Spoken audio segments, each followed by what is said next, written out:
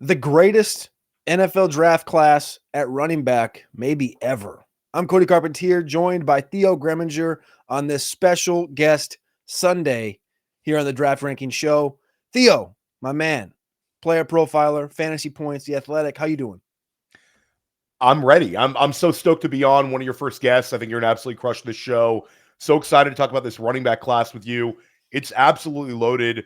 This is we've been waiting for a year like this. You had the Bijan Robinson, Jahmyr Gibbs, Devon Achane class, which was terrific with all the very top heavy. Certainly, guys like Zach Charbonnet, Chase Brown have emerged. But I think what this class has is it has that top end talent, but it also has just ridiculous depth. I know the two of us rank running backs, Cody, and I know for me, once you get to like running back 8 through 15, it's so hard because so many of these guys have appealing profiles where you could see if they land well, you're like, oh my God, I'm gonna have to move this guy up. So uh, I'm very, very excited about this running back class. I think it's almost like a transformative one for fantasy football, where in a year or two, we're gonna look back and say, look at all these class of 2025 guys that are like in the top 20 ranked running backs when we're drafting and redraft. I think the biggest takeaway for me on that depth part is you talk about guys that, some people are going to have a Devin Neal or a Woody Marks around that running back 7, 8, 9, 10 area. Some people might have them in that 16, 17, 18 area, which is where I have them. And if you go back just 2 years to the 2023 class, you're looking at guys like Deneric Prince, Xavier Valladay, Mohamed Ibrahim, Tavian Thomas as running backs in that 16, 17, 18 area. It's not even close comparable to how strong this class is. Theo, let's talk about a few things in this class. We only got 10 minutes. That's the rules. Start at the top here. First round, second round running backs. I think it's pretty clear that Ashton Jeanty from Boise State is all but locked in that top 15. He's going to have a first round grade for majority of teams. He's a transcendent running back. I think I'd love to see the Dallas Cowboys there. Everybody loves Ashton Jeanty, but what about after Jeanty? For me, it's Omari and Hampton, then Travion Henderson. Do you see more than one guy going in round one? So that's the thing, Cody. I think if we're actually mocking it out, and I highly recommend Cody's mock draft, I do mock draft articles as well. But I think if you're mocking it out and you're like reasonable about it, a lot of the mock drafts you'll do, you would project these guys to go in the second round. But when the NFL identifies a class that's a strength of the class, people will position themselves to get in that late first to sort of beat the posse and get their guy. And when you start looking at the late first in general, this year you've got teams. So I think Ashton Jeanty, I think, you mentioned Dallas. I would love to see him go to Dallas as well. I think that's sort of like our dream landing spot. The problem is, I think someone's going to take him before he's available at 12. So you're going to have Jeanty off the board inside, I think, the top 10. There's rumors that New England likes him. There's rumors that Vegas likes him. Jacksonville likes him. Certainly, you could see New Orleans at 9 with Kellen Moore higher, just pushing the chips in and drafting the best offensive player in the draft in Jeanty.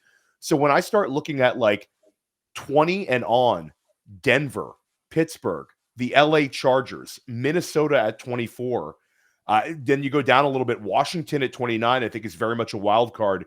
Kansas City at 31, that's a wild card. And then I look at all the teams in the beginning of the second round.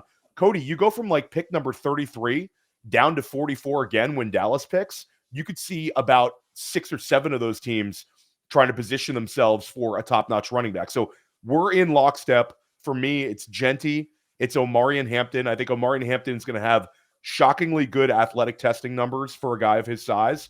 And I think that's what sort of separates him from the other 220-pound backs, the Quinshon Judkins, Caleb Johnson, who I really, really like as well.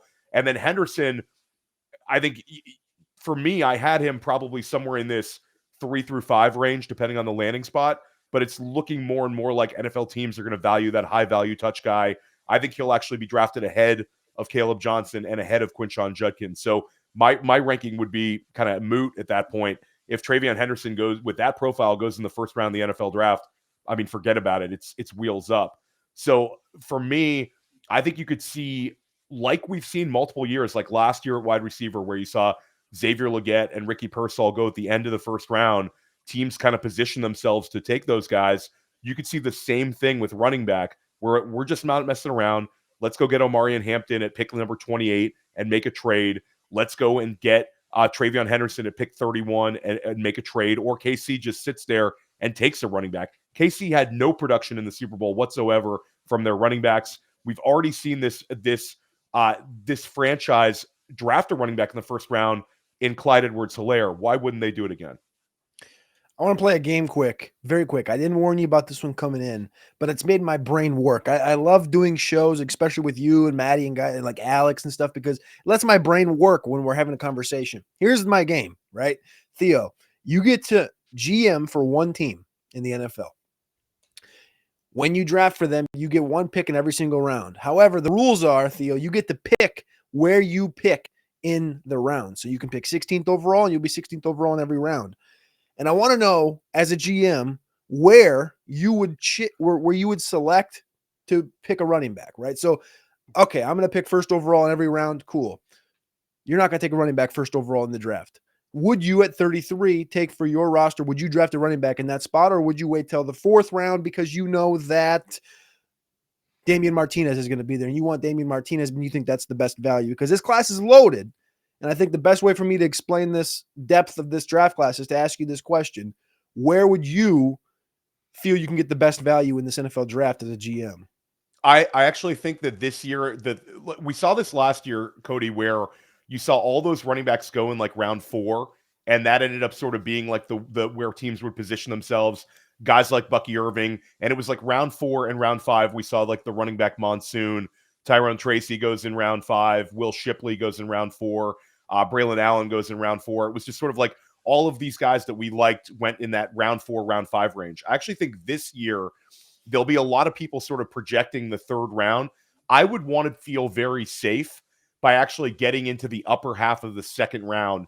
If I get into the upper half of the second round, I know I'm going to have access to one of the top-notch running backs. You think about where guys like Kenneth Walker were drafted, where guys like Breece Hall were drafted.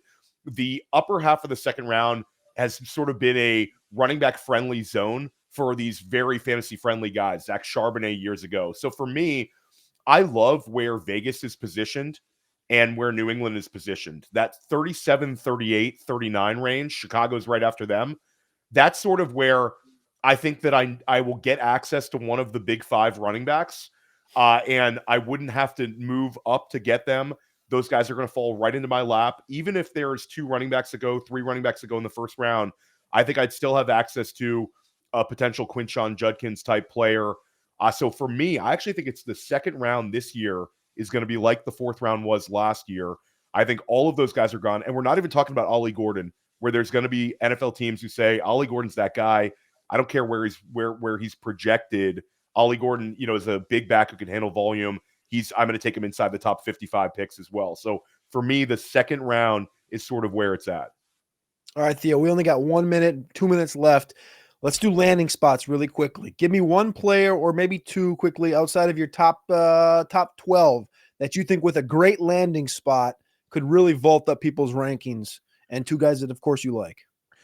Okay, so I think that landing spot, we were down in the Senior Bowl together. Brashard Smith is a player where if he lands correctly, I know you and Alex Dunlap made this comparison where everybody's going to be chasing the Bucky Irving profile, high value touchback who can catch the ball. Brashard Smith, I think, is going to be drafted ahead of where Irving went, early fourth round, probably about I could see him inside of the top 100 picks.